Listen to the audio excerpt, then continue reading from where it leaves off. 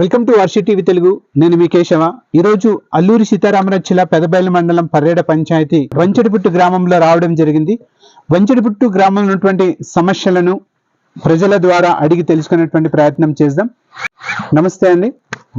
గ్రామం ఉన్నటువంటి ప్రధానమైనటువంటి సమస్యలు ఏమున్నాయండి? నా పేరు కుర్తాడి పూర్ణయ్య. వంచడిపుట్టు గ్రామం, పర్రేడ పంచాయతీ, పెదబయలు మండలం, అల్లూరి సీతారామరాజు జిల్లా. మా గ్రామంలో ప్రధానమైన సమస్య రోడ్ సమస్య. వంచడిపుట్టు గ్రామం నుండి జేఆర్వై రోడ్డుకి సుమారు 600 మీటర్లు దూరంలో ఉంది. అది వర్షాకాలంలో అయితే చాలా ఇబ్బందులకు గురవుతున్నాం. అదే మాకు 108 రావడానికి కూడా చాలా ఇబ్బందులు ఉన్నది. ఏదైనా పేషెంట్ తీసుకెళ్ళాలంటే డోలులు కట్టుకుంటూ మోసుకెళ్తున్నాము. అందుకాబట్టి మా వంచడిపుట్టు గ్రామంలో మరి తప్పకుండా రోడ్ సౌకర్యం చేయాలని మీడియా ద్వారా మేము తెలియజేస్తున్నాం. రోడ్డు సమస్య కాకుండా ఇంకేమైనా సమస్యలు ఉన్నాయా? అంటే మాకు నీటి కాలువలు మాకు కావాలండి, డ్రైనేజ్ కాలువలు. అలాగే మరి వాటర్ సమస్య అయితే ఇంతవరకు మరి మంచిగానే ఉన్నాయి. ఆ డ్రైనేజ్ ఒకటి, తర్వాత రోడ్డు, అలాగే మళ్ళీ శ్మశానానికి వెళ్ళడానికి మళ్ళీ చిన్నది మాకు రోడ్డు కావాలని మేము ఈ టీవీ ద్వారా తెలియజేస్తున్నాం. ఎప్పుడైనా మీ అధికారుల దృష్టి తీసుకువెళ్ళారా మీ యొక్క సమస్యలు?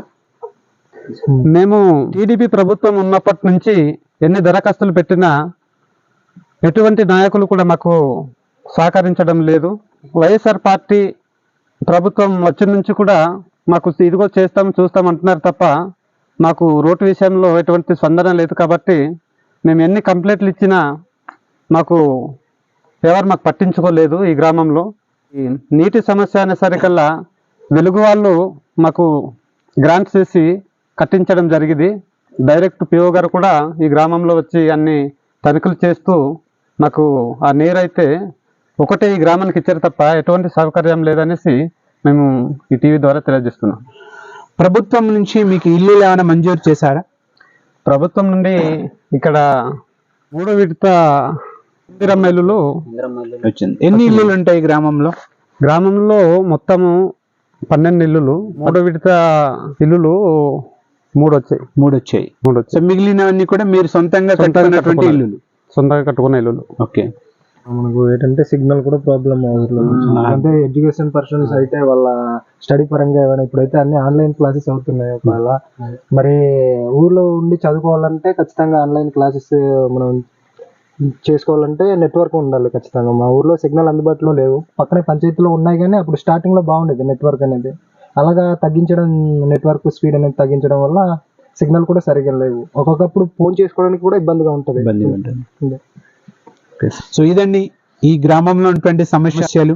సుమారుగా స్వతంత్రం వచ్చి 76 సంవత్సరాలు గడుస్తున్నప్పటికీ కూడా ఈ యొక్క గ్రామంలో సరైనటువంటి రోడ్డు సౌకర్యం లేదని గ్రామస్తులు ఆవేదన వ్యక్తం చేస్తున్నారు.